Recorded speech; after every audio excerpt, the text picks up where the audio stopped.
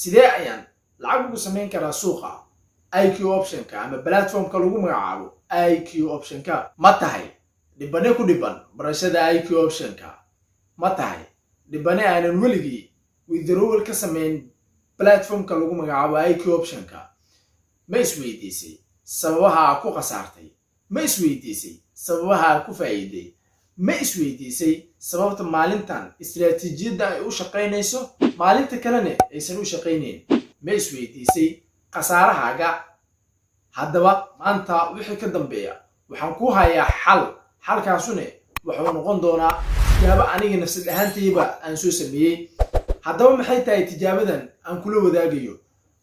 number 1, haddii aad tahay qof ku cusub barashada platform-ka lagu magacaabo IQ option-ka oo raba hadda inuu bilaabo, hadafkiisuna uu yahay inuu ka marin dhaliyo, hamigiisuna uu yahay inuu lacag ama nolol uu ka samaysto IQ option-ka, su-aasha isweydiinta mudana waxay tahay haddaba IQ option-ka platform-ka lagu magacaabo ma laga samayn karaa dhaqaale la isku halayn karo?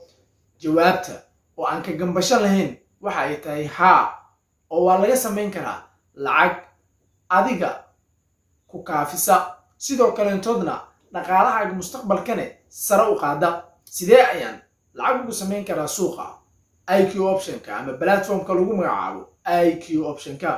number 1, haddii aad tahay qof bilow ah waxaad u baahan tahay inaad haysatid baasaboor, card bank ha ahaado bangigaaga labada midkood, IBS bank ama Premier bank. sidoo kale waxaad u baahan tahay inaad haysatid istiraatiijiyad adiga ku shaqaysa oo aad soo tijaabisay. haddii aadan haysan istiraatiijiyad waxaad qarka u saaran tahay oo aad diyaar u tahay inaad gubtid lacagahaagii. ma rabo lacag adiga u baahan tahay ama lacag naftaada ay u baahan tahay in suuqan aad ku qarashgaraysid. waxaan kugula talin lahaa number 1, inaad xaqiijisay istiraatiijiyadaada oo aad fadhiisisid. ani ahaan waxaan kusoo jabay oo aan kusoo rafaaday habkii aan u heli lahaa qaacido ku shaqaynaysa platform-ka lagu magacaabo IQ option-ka. xaqiiqatan waxaa hubanti ah in qaacidadan maanta aad arkaysaan inaan soo isticmaalayay tan iyo sanadkii 2021 ilaa ay haddadan. xaqiiqda dhabtaana waxay tahay yes, way shaqaynaysaa istiraatiijiyadan, laakiin waxaad u baahan tahay qof mentor ah. sidoo kaleentoodna waxaa u baahan tahay qof mar walbo controla tradeskaaga, sidoo kaleentoodna ku siiya sababtii aad ku luusgaraysay iyo sababtii aad ku wingaraysay. waxaa u baahan tahay mar walbo inaad ka taxadirtaa isbedbedelka istiraatiijiyadda oo marba meel aad ku boodaysid. isku day inaad halkii qaacida ay isticmaashid muddo 3 bilood ah ama 2 bilood ah. markaas kadib waxaa kuu soo baxaya ratiogaas oo ka sarreyn kara 70%. haddii uu ka sarreeyo ratiogaaga wiininka ah waxaad aaminaysaa in qaacidadaas ay kuu shaqaynayso. laakiin haddii aad ka hoosaysid ratioga 70, waxaa u baahan tahay inaad samaysid billah, ama waxaa u baahan tahay inaad raadisid cilmi kale ama macluumaad kale oo ka duwan macluumaadkan ama kaabaya macluumaadkan hadda aad haysatid.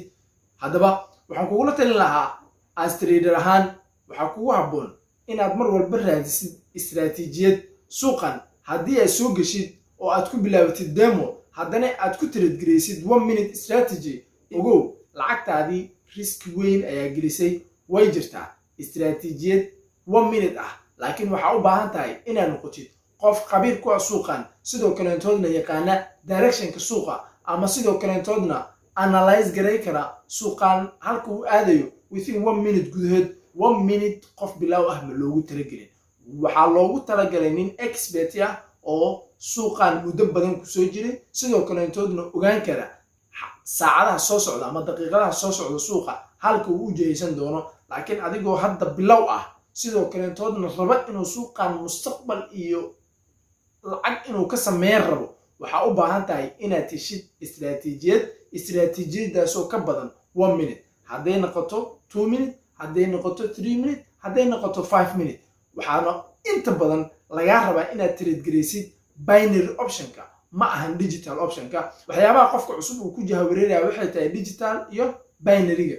digitalka wuu khatar badan yahay, waxaana loogu talagalay dadka very expertska ah ee suuqa muddo badan iyo sanadooyin badan suuqan kusoo jiray ayaa loogu talagalay inay trade gareeyaan digitalkuna ma ku wanaagsanaa maadaama aad tahay qof bilow ah isku day inaad trade gareysid binary optionka suuq ah waa suuq kuu saacidaya daqiiqadaha rabtid inaad trade gareysid laakiin digitalku ma kuu saacidayo inaad trade gareysid daqiiqada aad rabtid ugu yaraan walow ay ka sameyn yihiin 1 minute 2 minute 3 minute intaa wixii ka badan waxaa u dooran kartaa 5 minute ama iskale binary optionka waxaa ka helaysaa minute kasto 2 minute 1 minute 3 minute 4 minute 5 minute 6 minute 10 minute taasina waa farqiga ugu weyn oo isleeyihiin sidoo kale intoodna waxaa jiro farqiyo badan oo ka duwan farqiyadan hadda aan ku sheegayo haddaba haddii aad bilow tahay isku day inaad ka fogaatid digitalka maxaa yeelay digitalku khatartiisa ayaa badan